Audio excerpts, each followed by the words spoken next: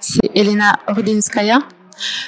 En fait, aujourd'hui, moi, je vais participer au minimum, mais je voudrais vous remercier pour cette possibilité de présenter ces informations. Mais en fait, quand on commençait à travailler sur ces sujets, en fait, on a vu que l'objectif de ce travail est de comprendre ce qu'on ne comprend pas.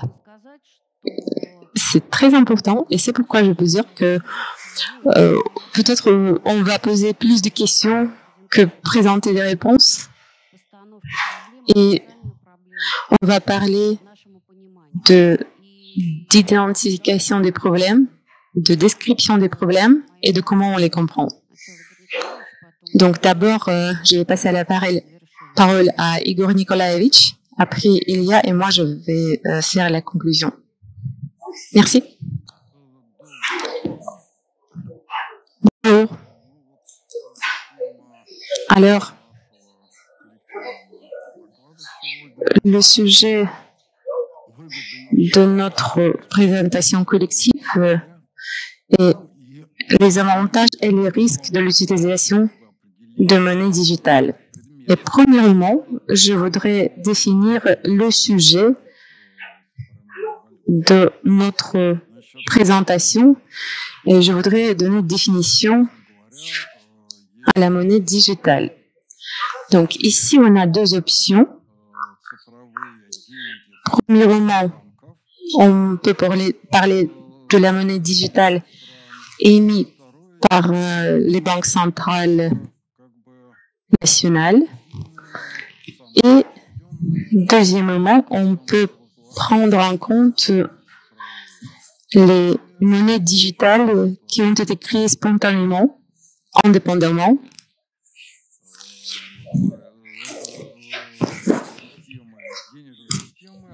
Donc ici, on parle des systèmes de monnaie qui sont fondés sur les technologies blockchain. Et ici, on parle des alternatives spontanées qui sont proposées comme les alternatives des monnaies officielles des banques centrales. On a déjà vu beaucoup d'informations, beaucoup de matériaux dédiés à ce sujet. Et ce qui est étonnant, c'est que, en fait, il y a plus que 4 ans depuis la période quand on a commencé de traiter ce sujet. Et en fait, ce sujet évolue très rapidement. Normalement, on voit l'évolution assez rapide avec les recherches avec ces sujets, mais ici, on ne voit pas beaucoup d'évolution dans les recherches et dans les mesures proposées. Donc, ici, le sujet principal et la question principale qu'on se pose, c'est pourquoi est-ce qu'on a besoin et qui a besoin de la monnaie digitale émise par l'État. Alors, on se demande qui peut être les bénéficiaires de ce système, de l'introduction de ce système. Si on prend la triade classique de la distribution des sujets, l'État, les entreprises et les ménages, donc on se pose la question, quels seront les changements de l'économie à cause de ce phénomène. Donc, quels sont les nouveaux aspects qui peuvent être proposés ou introduits par les monnaies digitales dans le cadre économique. Quels sont les problèmes auxquels les monnaies digitales peuvent répondre? Quels sont les problèmes qui ne trouvent pas de solution aujourd'hui sans cela?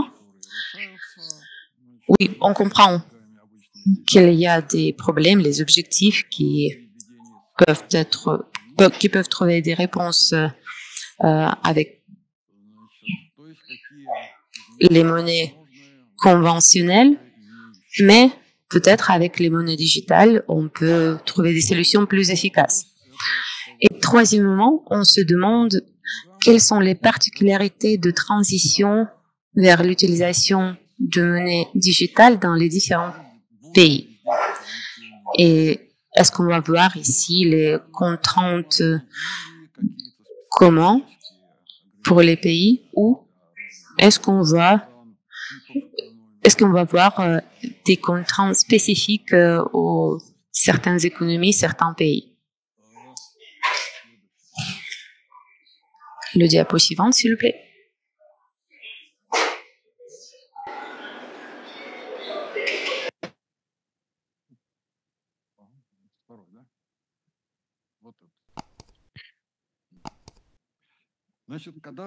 Voilà, quand on parle des monnaies digitales, donc c'est ce qu'on voit en tout cas dans des recherches, dans des réunions, discussions. Beaucoup d'attention va aux aspects techniques. Qu'est-ce que c'est la blockchain? Qu'est-ce que ça donne? Quels avantages de sécurité, etc. Mais les questions économiques sont laissées de côté, en fait. Alors, la première question, c'est l'équilibre de la circulation de la monnaie et des demandes du système. Donc, des questions liées à l'émission.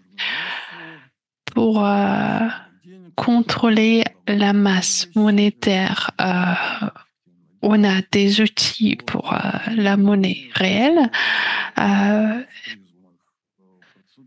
mais il y a tout de même une série de procédures pour contrôler l'émission. Et c'est quelque chose qui est tout à fait compréhensible, que tout le monde connaît en fait. Alors, qu'est-ce qu'on peut dire sur l'émission de l'argent digital? Quelle pourrait être la contrainte, la limite pour cette émission?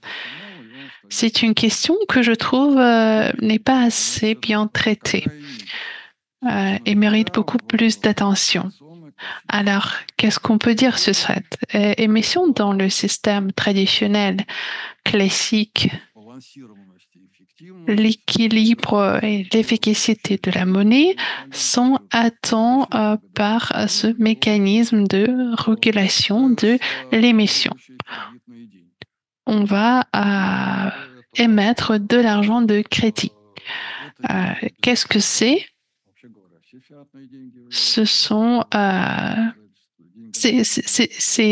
de l'argent qui représente des obligations. Comment est-ce que cela fonctionne en pratique? Si une entreprise est en train de vivre le manque des fonds monétaires, cette entreprise va s'adresser à la banque pour demander un emprunt. Si la banque elle-même n'a pas assez de ressources financières pour concorder cette empreinte, elle pourrait s'adresser à la banque centrale pour elle demander un emprunt à la banque centrale. Et en fait, c'est la banque centrale qui devient le créditeur dans la dernière instance.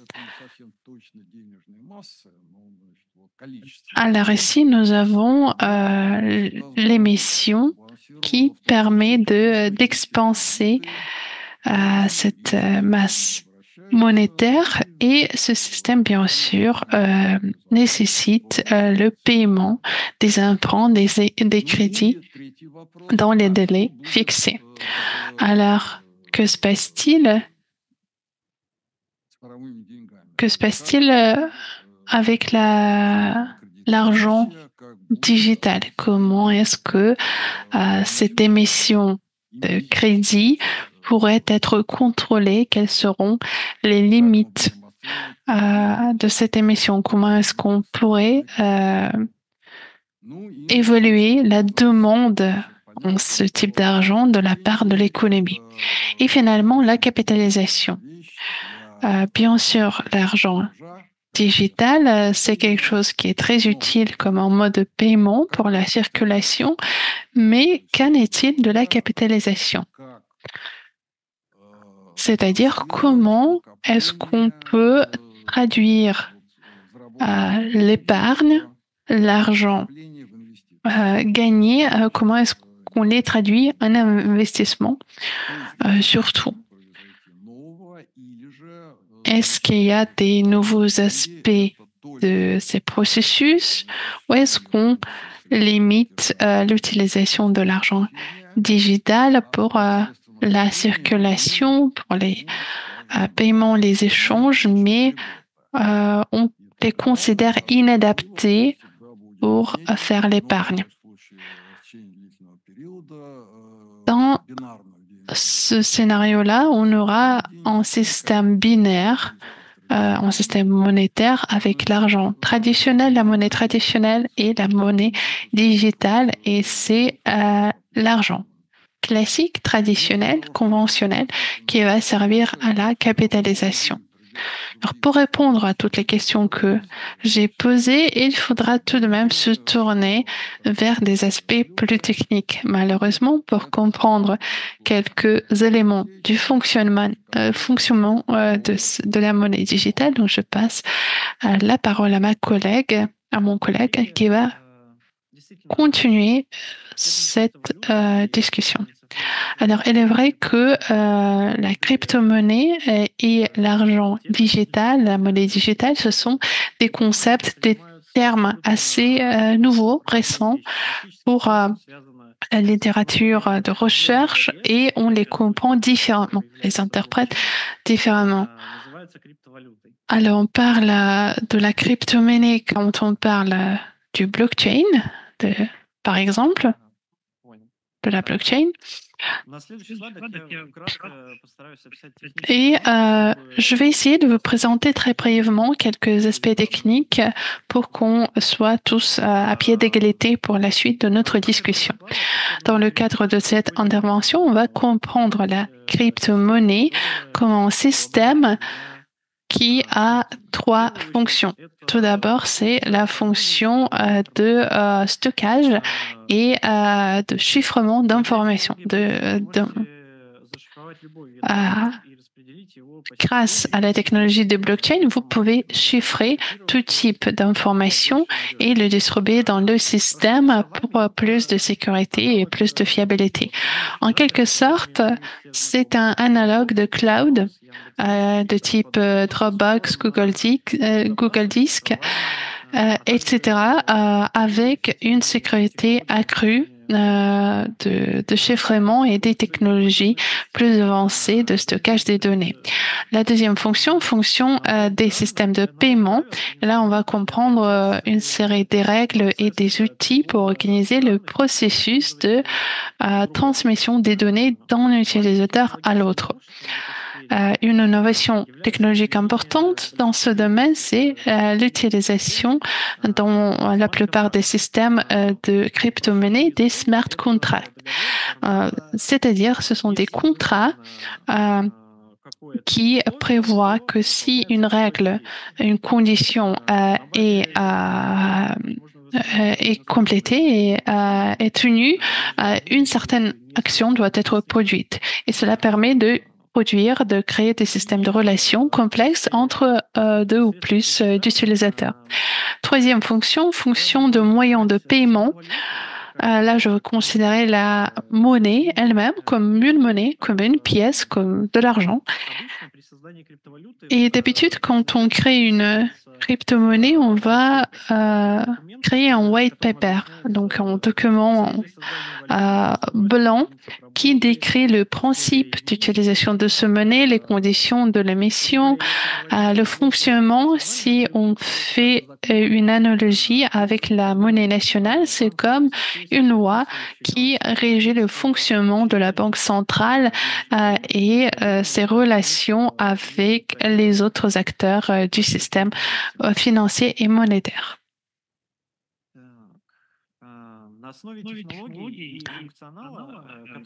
En ce qui concerne les technologies et le fonctionnement de la crypto-monnaie, on peut en produire des actifs dérivés quand, contre un petit paiement, vous pouvez vous servir des solutions technologiques déjà prêtes pour le chiffrement de l'information et créer votre propre crypto-monnaie avec vos règles d'émission, votre système de paiement et votre réglementation sur la base des technologies et règles existantes. Sur ce diapositive, vous voyez la diffusion entre des suppléments privés et étatiques, publics. Donc, dans le cadre de cette intervention, on va parler surtout de la monnaie digitale des banques centrales, CBDC. Donc, c'est la monnaie qui est émise et réglementée par la Banque centrale nationale. C'est une obligation directe de la Banque centrale et elle peut servir de moyen de paiement et participer dans la préservation des coûts. Mais la monnaie digitale est bien différente de la crypto-monnaie. La différence principale, c'est l'attitude à l'émission de la monnaie.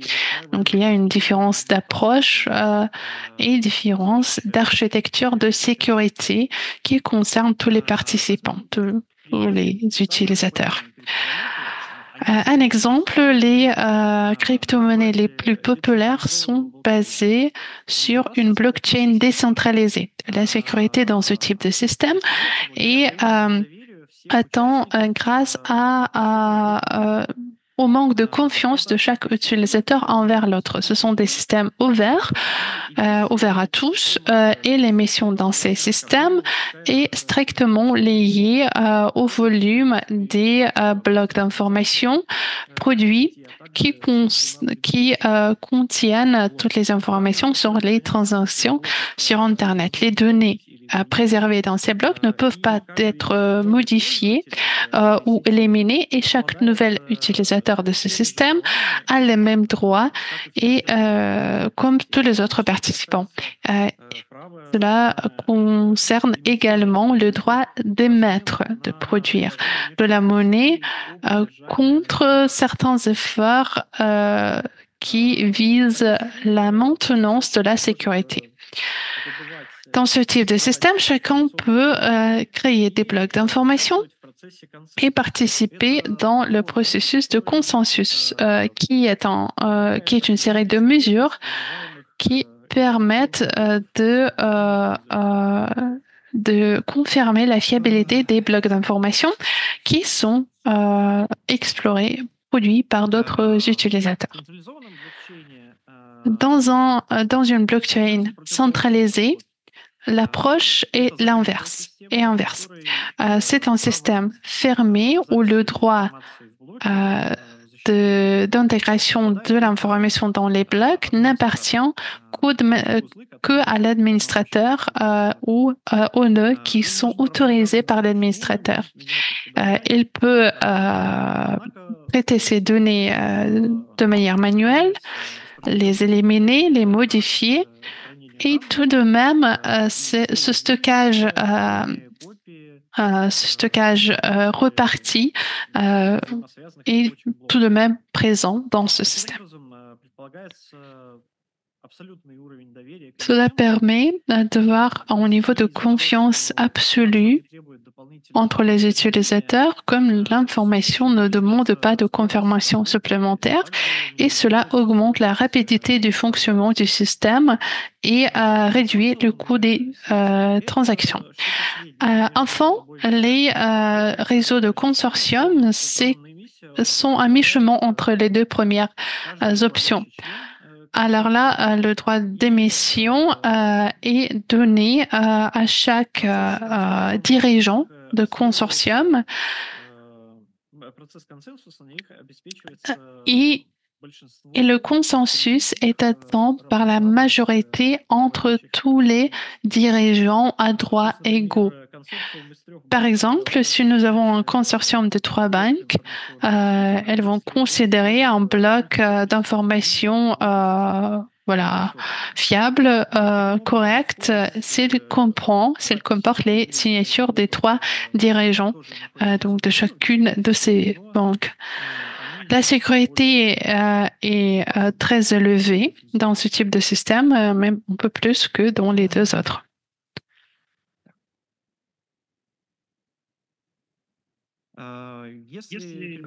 Alors, si on parle de la crypto-monnaie dans son sens classique, donc elle utilise un système reparti où l'émission est strictement définie, les règles ne peuvent pas changer.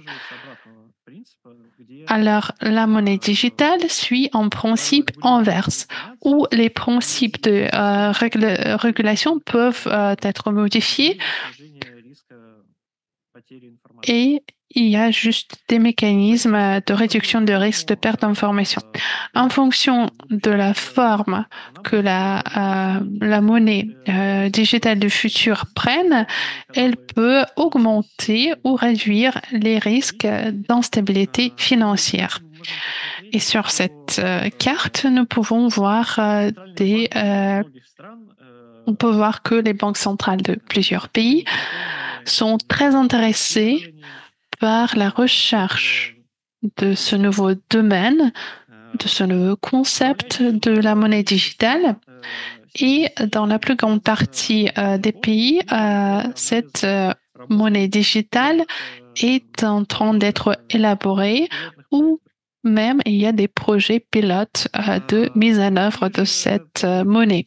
Alors, quels sont les problèmes que l'introduction de la monnaie digitale peut aider à résoudre? Tout d'abord, c'est un nouveau système de paiement avec une vitesse très élevée de transaction. Si on utilise, dans le cadre du système classique, si on achète quelque chose dans un magasin, il y a toute une série des intermédiaires entre celui qui achète et le vendeur dans le magasin. Plus difficile est la transaction, plus il y a d'intermédiaires, surtout si on considère les transactions transfrontalières. Et cela peut faire que la durée de la transaction dépasse quelques secondes et peut attendre jusqu'à quelques jours ouvrés. Alors, la monnaie digitale, grâce à ce système de smart contract, a toujours la même chaîne courte d'intermédiaires, peu importe la complexité de la transaction, du contrat. Un autre aspect, le système bancaire classique a pris quelques pas dans les dernières années, quelques mesures pour augmenter la vitesse des transactions. Et tout de même, il y a une série de conditions qui existent. Donc, la banque doit faire partie de ce système pour assurer une grande vitesse des transactions. Et ça peut être problématique même pour les grands pays. Après, il y a une série de contraintes sur le volume des opérations et quand les limites sont atteintes, vous devez passer à l'utilisation des technologies moins innovatrices pour les transactions. Alors, nous avons toujours besoin au niveau national et international, surtout pour l'accomplissement des transactions, et il faut aussi une surveillance presque manuelle, individuelle. Alors, la monnaie digitale, imagine-t-on, pourrait résoudre tous ces problèmes. Grâce à sa structure et l'utilisation de la technologie des smart contracts, contrats intelligents, donc elle permet de résoudre des problèmes fréquents des banques. Par exemple, le risque de paiement, c'est-à-dire le risque qu'une ou plusieurs parties ne accomplissent pas les conditions du contrat dans les délais qui ont été fixés. Alors, ce risque, il va s'accroître dans le cadre des transactions transfrontalières et normalement, pour réduire ces risques, les banques vont accumuler ces opérations dans un swap pour faire un paiement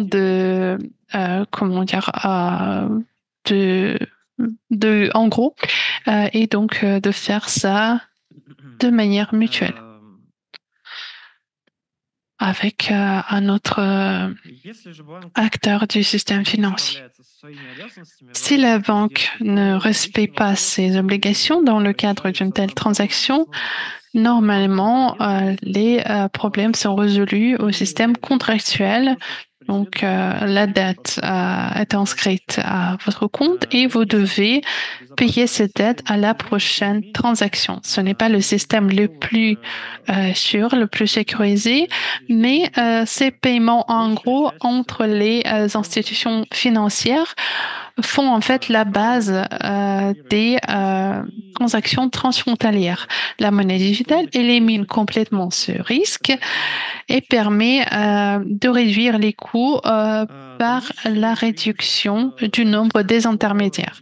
Alors, les avantages postérieurs dépendent aussi de la forme finale que prennent la monnaie digitale. En ce qui concerne la transparence, par exemple, la Banque centrale va savoir tout sur la dynamique de vos flux monétaires, ces allers-retours, et cela donne un avantage aux États parce que cela permet de combattre l'évasion fiscale et d'autres crimes. Mais pour le consommateur final qui voudrait protéger ses informations personnelles, c'est un risque, sans doute. Et cela nous mène à la question des risques qui sont liés à l'utilisation des monnaies digitales. La première question qu'on se pose quand on essaie d'analyser cette situation, c'est est-ce que les monnaies digitales vont remplacer le système d'avant ou plutôt complémenter le système d'avant? Et est-ce qu'on peut créer la monnaie digitale de crédit? Aujourd'hui, la plupart de l'argent qu'on a dans le système financier, c'est l'argent liquide. Et donc, l'argent est émis par la Banque centrale et comme ça, on répond à la demande en liquidité en produisant la masse monétaire. Si la Banque centrale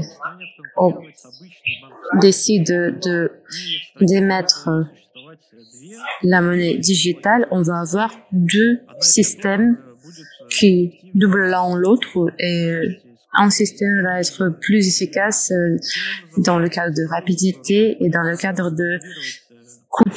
Donc, la monnaie digitale va compléter avec la monnaie classique, la monnaie conventionnelle.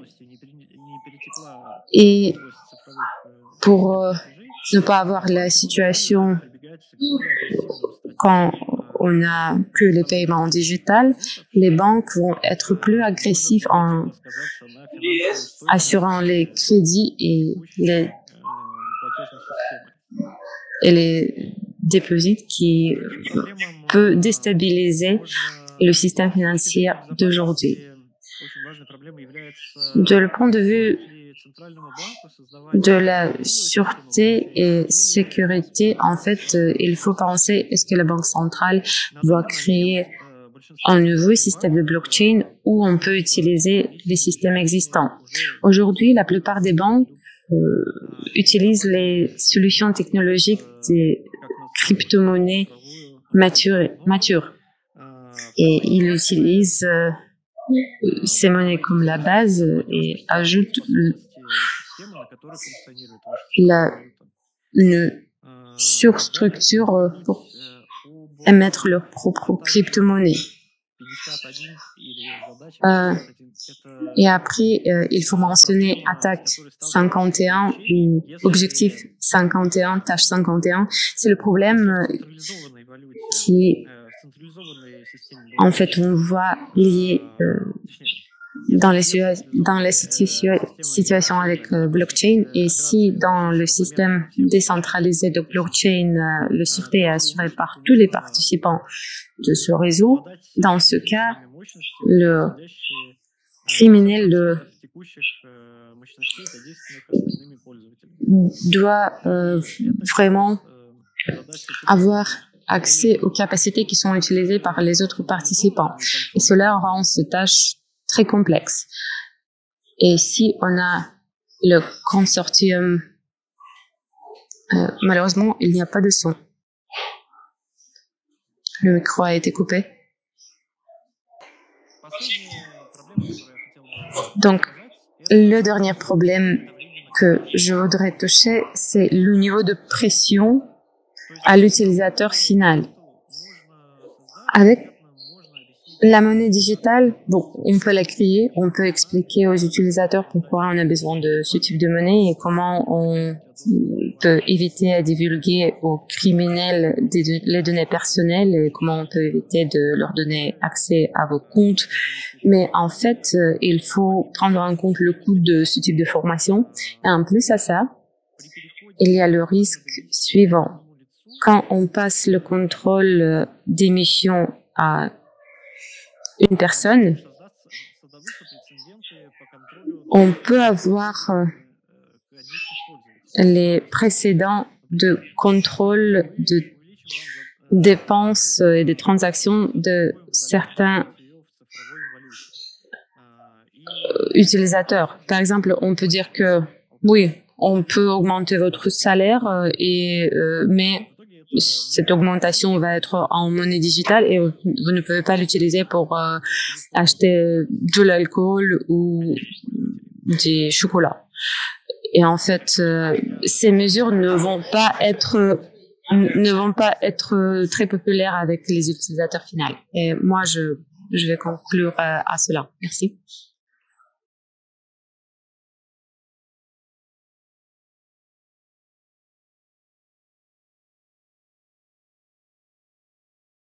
Жмите escape, пожалуйста, на этой. Ага.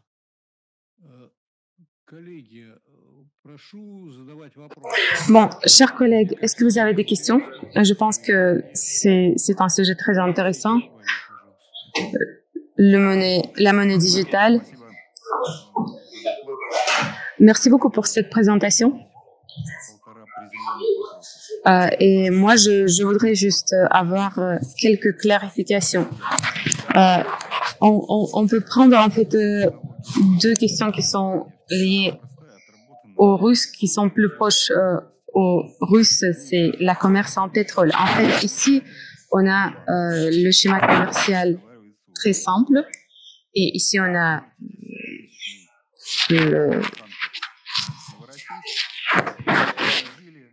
en fait, la personne envoyant la cargaison, le récepteur et la banque.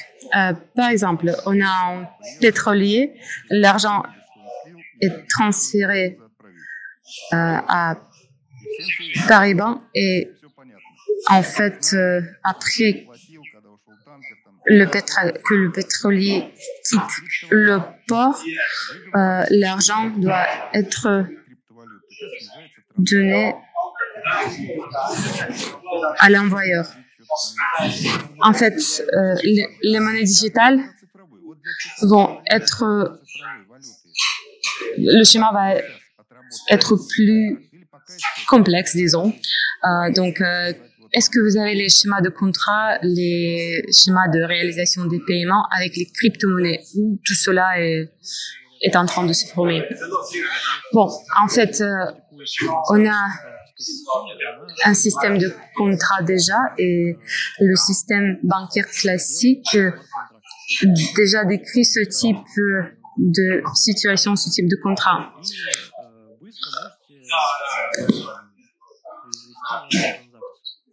Ici, vous ouvrez le type de contrat et vous pouvez choisir le type de transaction et voilà, effectuer les transactions. Dans votre exemple avec le pétrolier, si on le voit en détail,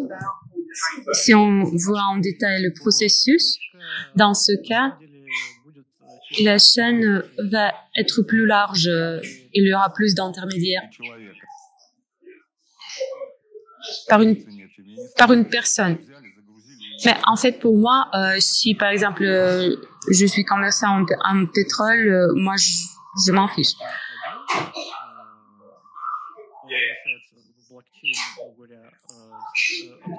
Dans ce cas, en fait, c'est le même acheteur.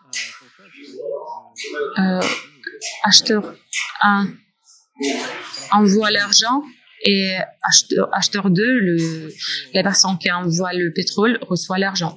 Mais et si le pétrolier n'arrive pas au port de destination, moi je suis intéressée en est-ce qu'il y a déjà les contrats détaillés? La réponse oui. En fait, on a déjà ces contrats. Il y a les transactions conditionnées qui sont décrites par le code civil de certains pays. Donc oui, cela est réglementé et cette fonction va être réalisée avec les monnaies digitales, même en fait dans la manière plus efficace qu'aujourd'hui. Est-ce que vous avez des statistiques sur combien d'entreprises on a qui font partie de ce système déjà? Dimitri, est-ce que je le comprends correctement, chers collègues, que la monnaie digitale peut devenir la base des systèmes de paiement transfrontalières? La réponse oui. C'est possible, mais en fait, dans ce cas, on ne va pas utiliser les monnaies digitales des banques centrales, on va utiliser les monnaies digitales entre bancaires. Donc, cela nécessite un consortium, un réseau avec des participants qui seront les banques centrales nationales. Dmitri, en fait, je me souviens des paroles d'Anton Moïseev. Peut-être il prendra la parole lui-même, mais en fait, il disait qu'il y a le risque que si ce consortium des banques centrales, qui ce consortium considère que la monnaie de quelqu'un, c'est la monnaie illégale, que c'est la monnaie criminelle, ce consortium peut en fait interdire ou abolir cette monnaie très simplement. La réponse oui, ce risque existe et en fait si on parle d'un consortium, si ils votent par majorité, ils peuvent le faire avec les monnaies. Mais en fait, on peut utiliser d'autres moyens de transactions transfrontalières. Par exemple, vous pouvez les faire via des bourses et vous pouvez effectuer des transactions en votre monnaie et en n'importe quelle crypto-monnaie. Dmitri, Oui, donc il y a le potentiel pour faire la monnaie digitale, la monnaie des transactions transfrontalières, mais cela peut être peut nous mener au risque additionnel. Anton Kirilovitch, est-ce que vous voudrez prendre la parole? Anton Moïseyev. Bon, en fait, il n'y a pas beaucoup de choses à commenter parce que, en fait, ce qui a été dit et présenté aujourd'hui, c'est plutôt des informations basiques. On a vu des explications de qu'est-ce que c'est la monnaie digitale. Ce qui est très intéressant aujourd'hui, c'est que pourquoi on voit cette opposition aux monnaies digitales après l'inauguration de Trump. Et en fait, Trump a dit que en fait, non, on ne va pas établir de nouvelles monnaies digitales, on va utiliser les crypto-monnaies qu'on a déjà. Et donc, ce qu'on voit là, c'est le combat entre les différents intérêts, parce qu'il y a certains qui soutiennent l'opération des crypto-monnaies privées et il y a des partisans des crypto-monnaies publiques, les crypto-monnaies d'État. Et en fait, ce système a potentiel pour le développement. Peut-être on va avoir une partie du monde où on aura stablecoin, les crypto-monnaies indépendants, et dans une autre partie du monde, on aura les crypto-monnaies, les monnaies digitales d'État autour de la Chine, par exemple, et ils vont utiliser ces monnaies pour les transactions transfrontalières. Et ces deux concepts vont rivaliser littéralement et leur utilisation va dépendre de leur fonctionnalité et de ce en quelle mesure elles sont optimales. Donc, ma réponse c'est qu'on voit la compétence entre la Chine et la situation aux États-Unis. Merci. Donc, ici, on voit pas les contraintes économiques, mais plutôt les contraintes non économiques qui sont liées à cette décision. Oui, bien évidemment, il y a plusieurs raisons non économiques. Merci beaucoup pour cette présentation. Et est-ce qu'on a plus de questions? Merci beaucoup, chers collègues, pour cette présentation. Anton Kirilovitch, merci pour votre commentaire. Et en fait, on va passer à la présentation suivante.